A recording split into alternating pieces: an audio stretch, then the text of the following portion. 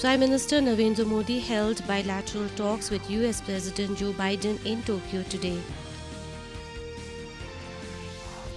US President Joe Biden launched the Indo-Pacific Economic Framework for Prosperity with a dozen initial partners including India.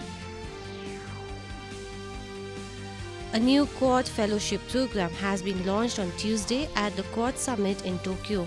In his message, Prime Minister Narendra Modi said the Quad Fellowship program is a wonderful and unique initiative. Meghalaya Assembly Speaker Medba Lindor along with Chief Minister Conrad K. Sangma today conducted an inspection of the new assembly site following the collapse of the dome on Sunday. The Northeast Regional Review meeting organized by National Health Authority in Shillong on Monday observed that poor connectivity in remote areas is the biggest challenge for accelerating the Ayushman Bharat digital mission.